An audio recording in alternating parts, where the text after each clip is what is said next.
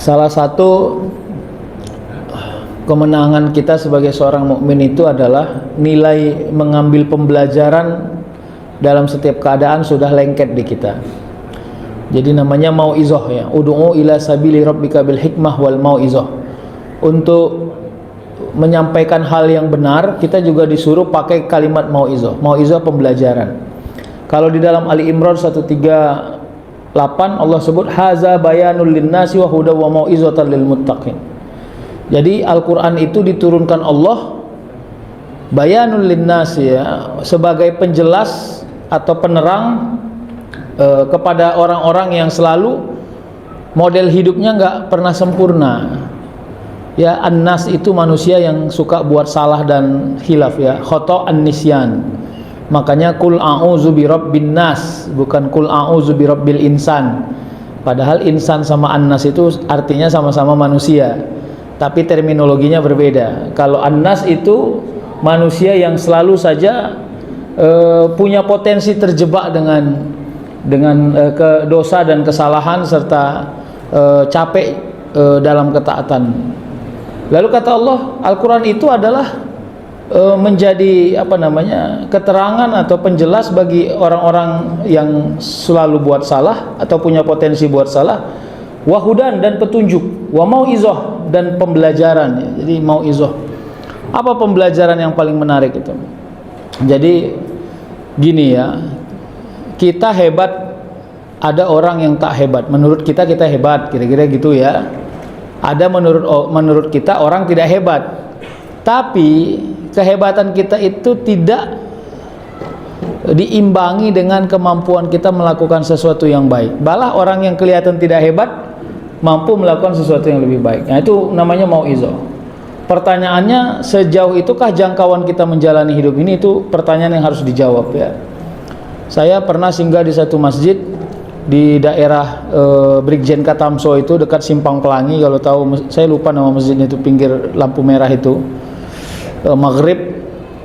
Jadi dengan orang rumah, terus saya selesai sholat, beliau belum selesai sholat, saya nunggu duduk di depan teras gitu ya. Tapi udah lama ini kejadiannya, sebelum COVID, sudah lama. Tidak lama masuk ke masjid itu penjual jange, tapi dia pakai jange yang plastik besar yang digandol-gandolnya begitu. Nah, terus disandarkannya lah jange itu di samping saya, karena saya duduk di tangga-tangga itu, di samping saya nyandar ke dinding. Terus dia ambil duduk, dia sholat, saya duduk gitu ya. Ya nggak lama dia sholat, sebentar aja. Buktinya dia selesai sholat, istri saya belum selesai sholat, agak kencang mungkin sholatnya, kira-kira gitu.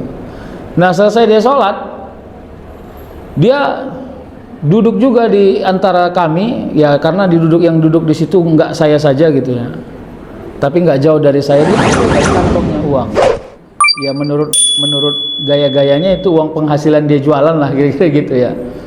Ya saya pun ngeten-ngeten juga lah sedikit kan, berapa nih dapat uang nih, kira-kira gitu kan. Tengok ada uang limpul, ada uang 20, ada uang goceng, banyak uang goceng Pak.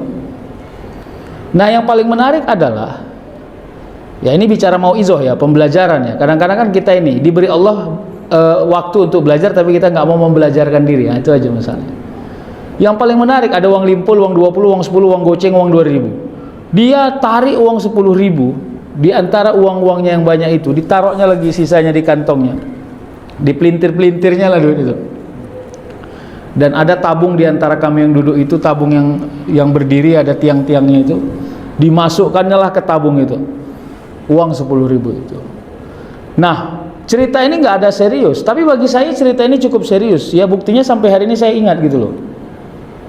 Apa yang terjadi? Gini loh, ini bicara hikmah lah, bicara tentang pembelajaran. Saya kalau sampai hari ini cerita itu malu juga saya sebenarnya.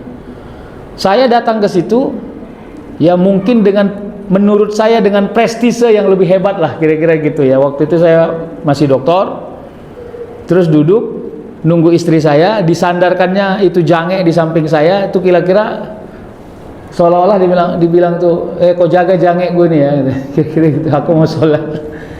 Itu secara isyarah begitu. Dan yang paling menarik, di antara duitnya yang limpul 20, 10, goceng 2000, aturannya kan dia tarik 2000 aja udah paten kali tuh untuk berinfak. Tapi dia memilih nominal yang enggak pun paling besar, tapi enggak juga paling kecil. Sementara saya ke masjid itu waktu itu infaknya cuma goceng. Seolah-olah Allah tunjukkan, hei dokter yang sok paten, ini aku tunjukkan sama kau. Tukang jange, ya, naruh duit 10.000. Dan menurut saya itu menerawang di kepala saya kok. Kelihatannya saya ngerasa malu aja gitu. Jadi nggak semua kemampuan kita linear dengan kemampuan kita juga untuk melakukan atau mengakselerasi kebaikan di mana-mana. Itu yang menurut saya, makanya mauizah itu kita ini selalu merasa sudah settle di kebaikan yang kita buat, sehingga settle itu membuat kita nggak mau mempelajari kebaikan orang lain. Padahal kalau kita mau mempelajari, kita berpeluang juga bisa melakukan kebaikan yang sama, kira-kira begitu ya. Bapak Ibu, akhirnya sampailah tuh, kalau mau dibuka nanti Al-Hikam ya, atau mungkin Tambihul Ghafilin yang ditulis juga oleh Ibnu Athaillah, itu dibilangnya begini, rahasianya orang beramal itu ya salah satunya ya amal itu sendiri. Pertanyaannya, Anda sudah bersahabat belum dengan amal itu? Kalau belum, maka dia akan datang sangat insidentil. Tapi kalau Anda sudah bersahabat dengan amal yang Anda kerjakan itu, maka dia nggak akan berpisah dari Anda jauh-jauh. Ya sama itu orang kalau sudah mulai menikmati puasa Senin Kamis misalnya. Kalau Senin Kamis itu sudah frame-nya adalah sahabat hidupnya, kira-kira gini, kok nggak enak ya nenek kalau nggak puasa gitu, kata nenek-nenek ini kan gitu ya. Walaupun baru nenek-nenek dia puasa, tapi kan udah paten itu, daripada sampai mati nggak puasa-puasa kan gitu kan, udah bagus lah itu. Kok nggak enak ya rasanya? Itu berarti dia sudah mulai bersahabat dengan puasanya. Dan kadang-kadang kualitas yang begitu kita belum punya, itu maksud saya. Tapi kan karena kita merasa, itu yang saya bilang tadi, kita terlalu settle dengan amal yang kita kerjakan, sehingga tingkat produktivitas amaliyah kita berhenti, stuck dia di situ, kira-kira gitu. Ya, padahal Allah kasih energi. Makanya kata Allah, haza bayanun linnasi wa hudan wa mau'izatul muttaqin. Ya, Al-Qur'an itu kalau engkau membangun ekspektasi yang tinggi di dalamnya, dia bukan hanya sekedar menjadi pengetahuan kognitif, bukan hanya sekedar pengetahuan yang dulunya Anda nggak tahu sekarang jadi tahu, bukan. Tapi memberesi suasana hati, memberesi mindset, memberesi kemampuan bertahan dalam hidup. Jadi kemampuan bertahan dalam hidup itu suasananya positif loh.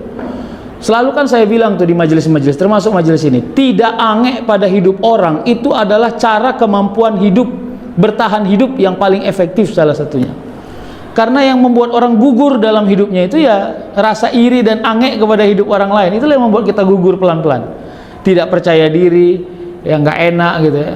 Begitu datang orang di masjid ini yang kelihatan agak songong sedikit bawaannya, kita pun alah udahlah, macam punya dia aja pun masjid tuh, udahlah nggak usah kita ke masjid. Akhirnya kita gagal gitu toh. Padahal kan masjid ini kalau nggak bisa mengambil ruang publiknya, maka ambil ruang privatnya.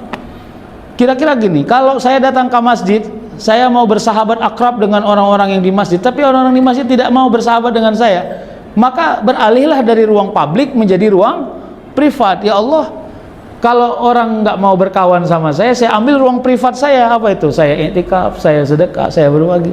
Tapi kan nggak boleh mengundurkan diri dari masjid, itu yang sebenarnya salah. Nah begitulah kira-kira ya. Nah Rasulullah juga kan, kalau kita bicara secara kontekstual ya, kalau Rasul juga itu modelnya model ange-angean atau baper-baperan, ya mungkin dia itu sebelum hijrah ke Madinah sudah encengkian jadi nabi sebenarnya, sudah outkian itu. Kenapa? Tapi karena dia punya itu tadi, komitmennya kan, pilihannya kan banyak ya. Kalau saya nggak bisa bergerak di ruang yang sempurna, ya yang yang tamam, yang sempurna, maka saya bergerak di ruang yang saya bisa kerjakan dan mungkin sedikit banyaknya orang bisa menikmati atau tidak. Jadi itu konteksnya amaliyah itu. Nah, apalagi yang mau kita pelajari ya, belajar dari orang yang suasana batinnya. Jadi gini, sampai nanti saya punya pertanyaan kepada Bapak Ibu, dan pertanyaan ini tolong dijawab secara rahasia saja. Menurut Bapak Ibu bahagia nggak hidupnya? Kita pakai ini ya, pakai instrumen yang generik ya. Kemarin saya nonton tuh di televisi di iNews itu seorang napi yang masih ditahan di kejaksaan, Ya rupanya anaknya masih balita, umur 9 bulan atau 8 bulan gitu toh, digendong sama emaknya berkunjung. Itu viral juga tuh di Instagram tuh.